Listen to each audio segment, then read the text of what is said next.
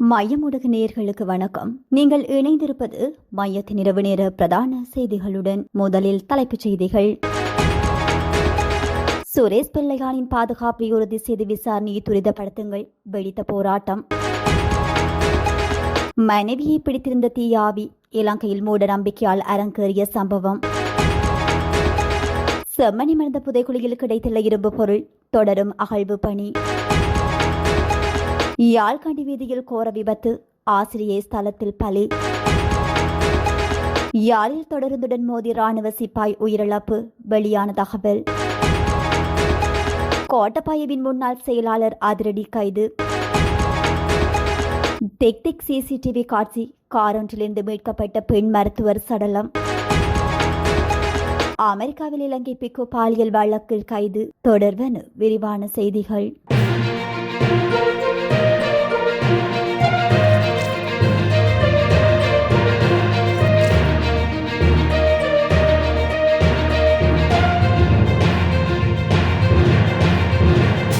உயிர்த்த ஞாயிறு தாக்குதல் விசாரணை சுதந்திரமாக முன்னெடுக்கப்பட வேண்டும் என்பதை வலியுறுத்தியும் குற்றவாளிகளுக்கு சட்டத்தினால் சரியான தீர்ப்புகள் வழங்கப்படுவதை உறுதிப்படுத்த கோரியும் ஈஸ்டர் தாக்குதல் தொடர்பான விசாரணைகளை திசை திருப்ப முன்னெடுக்கப்படும் செயற்பாடுகளை கண்டித்தும் இன்றைய தினம் மட்டக்களப்பில் அமைதியான முறையில் கவனஈர்ப்பு போராட்டம் ஒன்று முன்னெடுக்கப்பட்டது.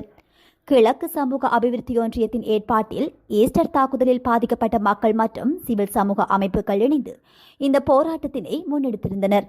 கிழக்கு சமூக அபிவிருத்தி ஒன்றியத்தின் இணைப்பாளர் புகாரி தலைமையில் நடைபெற்ற இந்த போராட்டத்தில் ஈஸ்டர் தாக்குதலில் பாதிக்கப்பட்ட மக்கள், தாக்குதலின் பின்னர் பாதிக்கப்பட்ட மக்கள், சிவில் சமூக அமைப்புகளின் பிரதிநிதிகள், மத தலைவர்கள் என பெருமளவானோர் கலந்து கொண்டனர். இதன்போது ஈஸ்டர் தாக்குதல் தொடர்பில் கண்டனம் தெரிவிக்கும் வகையிலும் கோரிக்கைகள் முன்வைக்கப்படும் வகையிலும் 3 மொழிகளிலும் எழுதப்பட்ட பதாதைகளை போராட்டத்தில் கலந்து கொண்டவர்கள் ஏந்தியிருந்தனர். உயிர்த்த ஞாயிறு பயங்கரவாத தாக்குதல் தொடர்பான அரசாங்கத்தின் விசாரணைகள் எந்தவித அரசியல் தலையீடுகளுமின்றி சுதந்திரமான முறையில் முன்னெடுக்கப்பட வேண்டும் என சிவில் சமூக அமைப்புகள் மற்றும் பாதிக்கப்பட்ட மக்களின் பிரதிநிதிகள் இதன்போது கோரிக்கை விடுத்தனர். விசாரணைகளை திசை திருப்பும் முயற்சிகளுக்கு இதன்போது கடும் கண்டனம் தெரிவிக்கப்பட்டதுடன் பல்வேறு கோரிக்கைகளும் அரசாங்கத்திடம் முன்வைக்கப்பட்டன. இந்த பயங்கரவாத செயலுடன் தொடர்புடையவர்கள் யாராக இருந்தாலும் அவர்கள் சட்டத்தின் முன் நிறுத்தப்பட்டு தகுந்த தண்டனை வழங்கப்பட வேண்டும். அத்துடன் நீதிமன்றத்தினூடாக இந்த விசாரணை நடைமுறைகள் துரிதப்படுத்தப்பட்டு தீர்ப்பு விரைவில் அறிவிக்கப்பட வேண்டும். இந்த சம்பவத்துடன் தொடர்புடைய பிரதான சாட்சிகளாக கருதப்படும் சுரேஷ் சாலே மற்றும் பிள்ளையான் போன்றவர்களின் பாதுகாப்பு உறுதி செய்யப்பட வேண்டும். அவர்கள் மூலமாக உண்மைகளும் ஆதாரங்களும் சட்டப்பூர்வமாக திரட்டப்பட வேண்டும். இந்த தாக்குதலினால் உடல் மற்றும் உள ரீதியாக பாதிக்கப்பட்டுள்ள கிறிஸ்தவ சமூகத்தைச் சேர்ந்த மக்களுக்கு தேவையான வாழ்வாதார, பொருளாதார மற்றும் சமூக ரீதியான உதவிகளை அரசாங்கம் துரிதப்படுத்த வேண்டும். கடந்த காலங்களில் எந்தவித குற்றச்சாட்டுகளுமின்றி நீண்ட காலம் சிறை வைக்கப்பட்டு தற்போது விடுதலையாகியுள்ள அப்பாவி முஸ்லிம் மக்கள் மீதான புலனாய்வு பிரிவினரின் தொடர் கண்காணிப்புகள், விசாரணைகள் மற்றும் அச்சுறுத்தல்கள் உடனடியாக நிறுத்தப்பட வேண்டும். குற்றம் செய்தவர்கள் எந்தவொரு இனத்தைச் சேர்ந்தவர்களாக இருந்தாலும், எந்த மதத்தைச் சேர்ந்தவர்களாக இருந்தாலும் அவர்கள் சட்டத்தின் முன் சமமாக நடத்தப்பட்டு தண்டிக்கப்பட வேண்டும் என இதன்போது வலியுறுத்தப்பட்டது. தீயாவி பிடித்திருந்த ஒரு நோயாளியை குணப்படுத்துவதற்காக பேயோட்டும் சடங்குகளை செய்ய ஒரு குழுவினரால் புதைக்குழிகள் தோண்டப்பட்ட சம்பவம் பதிவாகியுள்ளது. சுமார் 1 மாதத்துக்கு முன்னர் கொஸ்கமவில் உள்ள தவழ்கொட கால்வாயில் மூழ்கி உயிரிழந்த 2 இளைஞர்களின் உடல்களும் கொஸ்கம பிரலகம மயானத்தில் அடக்கம் செய்யப்பட்டிருந்தன. இந்த நிலையில் இளைஞர்களின் புதைக்குழிகள் சுமார் 2 அடி ஆழத்திற்கு தோண்டிய சிலர் அங்கு சடங்குகளை செய்துள்ளனர். உயிரிழந்த இளைஞர்களின் பெற்றோரிடமிருந்து பெறப்பட்ட முறைப்பாட்டின் பேரில் இந்த சம்பவம் குறித்து விசாரணையை தொடங்கிய கொஸ்கம காவல்துறை அதிகாரிகள் சுற்றியுள்ள பகுதிகளில் உள்ள சிசிடிவி பதிவுகளை ஆய்வு செய்தனர்.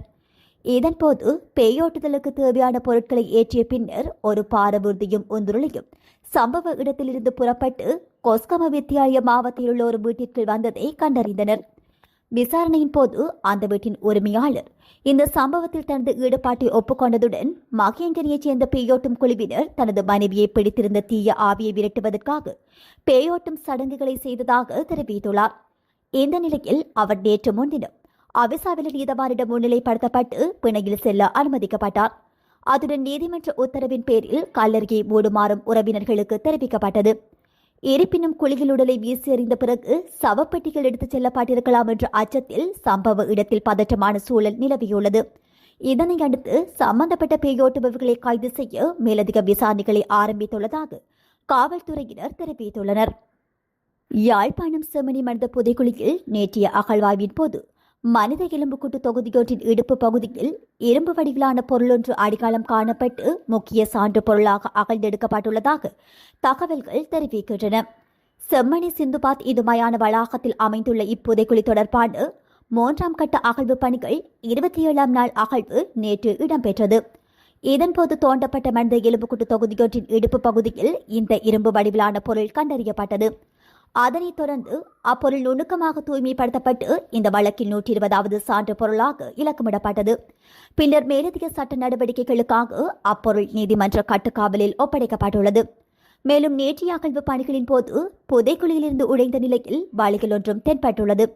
எனினும் அது முழுமையாக தூய்மைப்படுத்தப்படவில்லை. அந்த வளையலை சீரான முறையில் சுத்தம் செய்து சான்று பொருளாக அகழ்ந்தெடுப்பதற்கான பூர்வாங்க நடவடிக்கைகள் இன்றைய தினம் முன்னெடுக்கப்பட்டமே எதிர்பார்க்கப்படுகின்றது. யாழ்ப்பாணம் கண்டி பிரதான வீதியில் பூனாவி கும்பல் கொல்லவ பகுதியில் இடம்பெற்ற விபத்தில் ஆசிரியை ஒருவர் உயிரிழந்துள்ளார்.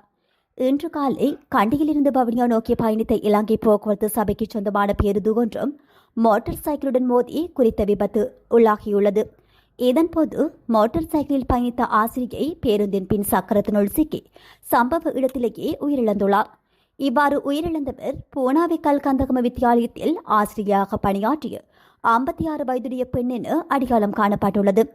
உயிரிழந்த பெண்ணின் சடலம் பிரேத பரிசோதனைகளுக்காக வவுனியா வைத்தியசாலையில் வைக்கப்பட்டுள்ளதாக போலீசார் குறிப்பிட்டுள்ளனர். சம்பவம் தொடர்பாக பேருந்தின் சாரதி கைது செய்யப்பட்டுள்ளார். பூனாவி போலீசார் மேலதிக விசாரணைகளை முன்னெடுத்து வருகின்றமை குறிப்பிடத்தக்கது. யாழ்ப்பாணம் நெல்லுக்குளம் பகுதியில் தொடருந்துடன் மோதி ராணுவ சிப்பாய் ஒருவர் உயிரிழந்துள்ளார். பலாலி ராணுவ முகாமில் கடமையாற்றும் பகலகம பகுதியைச் சேர்ந்த நிரோஷன் லாக்மால் என்பவரே இவ்வாறு உயிரிழந்துள்ளார்.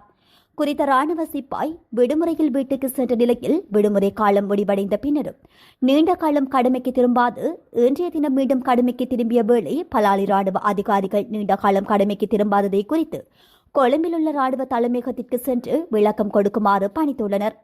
இதனையடுத்து சிப்பாய் பலாலியில் இருந்து வெளியேறிய நிலையில் அரியாலை நெல்லுக்குளம் பகுதியில் தொடருந்துடன் மோதி உயிரிழந்துள்ளதாக யாழ்ப்பாண காவல்துறையின் ஆரம்ப கட்ட விசாரணையில் தெரிய வந்துள்ளது.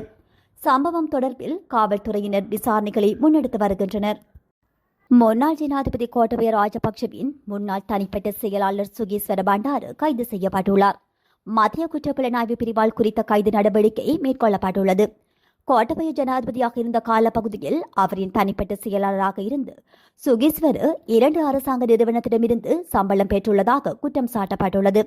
இதன்படி சம்பவம் குறித்த விசாரணை தொடர்பில் அவர் கைது செய்யப்பட்டதாக தெரிவிக்கப்பட்டுள்ளது. தனியார் விடுதியொன்றில் தாங்கியிருந்த உடலியக்க மருத்துவர் ஒருவர் காரொன்றிலிருந்து சடலமாக மீட்கப்பட்டுள்ளார். இந்த சடலமானது தெல்தெரிய மருத்துவமனைக்கு அருகிலுள்ள வாகன நிறுத்துமிடத்தில் நேற்றைய தினம் புதன்கிழமை மாலை மீட்கப்பட்டுள்ளதாக காவல்துறையினர் தெரிவித்துள்ளனர். உயிரிழந்தவர் வெலிகம குருந்து கொரட்டுவ பலள பகுதியைச் சேர்ந்து 34 வயதுடைய பெண் என அடையாளம் காணப்பட்டுள்ளது. உயிரிழந்த பெண் தனது காதலன் என கூறப்படும் நபருடன் நுவரெலியா பகுதியில் உள்ள தங்குமிடம் ஒன்றில் நேற்று முன்தினம் வருகை தந்திருந்தவை விசாரணைகளில் தெரிய வந்துள்ளதாக காவல்துறை தெரிவித்துள்ளது. அந்த பெண்ணின் சடலத்தை காதலன் அன்றைய தினம் இரவே காரொன்றிலிருந்து ஏற்றி நேற்று காலை தெல்தென்ய பகுதிக்கு கொண்டு வந்திருக்கலாம் என சந்தேகிக்கப்படுவதாக காவல்துறை தெரிவித்துள்ளது. இதேவேளை குறித்த விடுதியிலிருந்து இரவு 10:30 மணிகளவில் பெண்ணை தூக்கிச் சென்று காரொன்றில் ஏற்றிச் செல்லும் செயல்களில் விடுதியில் பொருத்தப்பட்டிருந்து சிசிடிவி கேமரா காட்சிகளை அடிப்படையாக கொண்டு பெண்ணின் மூத்த சகோதரன் நுவரெலியா காவல் நிலையத்தில் முறைப்பாடொன்றினை பதிவு செய்துள்ளார். பின்னர் காதலனே தெல்தெனிய காவல்துறையினருக்கு தொலைபேசி அழைப்பை மேற்கொண்டு இத்தகவலை வழங்கியுள்ளமை ஆரம்பகட்ட விசாரணைகளில் வெளிப்படுத்தப்பட்டுள்ளது. சந்தேகிக்கப்படும் காதலன் கண்ணோர்வ பகுதியைச் சேர்ந்தவர் என காவல்துறை குறிப்பிட்டுள்ள போதிலும் இதுவரை அவர் கைது செய்யப்படவில்லை. அமெரிக்காவின் பாஸ்டன் நகரில் உள்ள ஹோட்டல் ஒன்றில் அந்நாட்டு காவல்துறை நடாத்திய அதிரடி சோதனையின் போது பணத்திற்கு பாலியல் சேவைகளை பெற முயன்றதாக பௌத்த பிக்குகள் உட்பட 7 பேர் கைது செய்யப்பட்டுள்ளனர். இவ்வாறு கைது செய்யப்பட்டவர்களில் அமெரிக்காவில் வசித்து வரும் 32 வயதான மஹோயய பீனித் என்ற இலங்கை பௌத்த பிக்கு ஒருவரும் அடங்குவதாக தெரிவிக்கப்பட்டுள்ளது. பிஃபா உலகக்கோப்பை கால்பந்து போட்டிக்கு முன்னதாக மனித கடத்தல் மற்றும் விபச்சாரத்தை ஒடுக்குவதற்காக பாஸ்டன் காவல்துறையினரால் தொடங்கப்பட்ட ஆபரேஷன் ரெட் கார்டு என்ற சிறப்பு நடவடிக்கையின் கீழ் சனிக்கிழமையன்று ரெவர் ஹோட்டலில் இந்த சோதனை நடாத்தப்பட்டுள்ளது. வணிக ரீதியான பாலியல் சேவைகளுக்காக பெண்கள் மற்றும் குழந்தைகள் விளம்பரப்படுத்தும் நெட்வொர்க்குகளை கண்டறிவதே இந்த நடவடிக்கையின் முக்கிய நோக்கமாகும் என்று அந்நாட்டு காவல்துறை தெரிவித்துள்ளது. இதன்படி கைது செய்யப்பட்ட மகோயா வினிதபிக்கு உட்பட 7 சந்தேக நபர்கள் மீது பணத்திற்காக பாலியல் சேவைகளை நாடிய குற்றச்சாட்டின் கீழ் பாஸ்டன் மத்திய பெருநகர நீதிமன்றத்தில் வழக்கு பதிவு செய்யப்பட்டுள்ளது. அமெரிக்காவின் டாட்ஸ் பல்கலைக்கழகத்தில் பௌத்த மத ஆலோசகராக பணியாற்றி வந்த இந்த இலங்கை பிக்கு இந்த சம்பவத்தை தொடர்ந்து தனது பதவியை விட்டு விலகியுள்ளதாக தெரிவிக்கப்படுகின்றது. கடந்த 2024 டிசம்பரில் இப்பதவிக்கு நியமிக்கப்பட்ட அவர் அங்குள்ள பௌத்த தியாக சங்கத்திற்கு வழிகாட்டியாக இருந்து தியான நிகழ்ச்சிகளையும் ஆன்மீக சொற்பொழிவுகளையும் நடாத்தி வந்துள்ளார். இலங்கையில் பிறந்து தனது 10வது வயதிலேயே துறவரம் பூண்ட இவர் கடந்த 2022 மே மாதத்தில் உலக புகழ்பெற்ற ஹார்வர்ட் இறையியல் பள்ளியில் முதுகலை பட்டம் பெற்றுள்ளார். மேலும் இவர் சுமார் 2.5 ஆண்டுகள் காட்டிலுள்ள ஒரு குகையில் தங்கி தியானத்தில் ஈடுபட்டிருந்ததாகவும் தெரிவிக்கப்பட்டுள்ளது. இந்த நிலையில் குறித்த விடயம் தொடர்பாக கைது செய்யப்பட்டுள்ள சந்தேக நபர்கள் எவரும் இதுவரை நீதிமன்றத்தால் குற்றவாளிகளாக நிரூபிக்கப்படவில்லை என்றும் இதற்கான நீதிமன்ற விசாரணை எதிர்காலத்தில் நடைபெற உள்ளதாகவும் தெரிவிக்கப்பட்டுள்ளது. இத்துடன் மையத்தின் இரவு நேர பிரதான செய்திகள் நிறைவு பெறுகின்றன. நன்றி.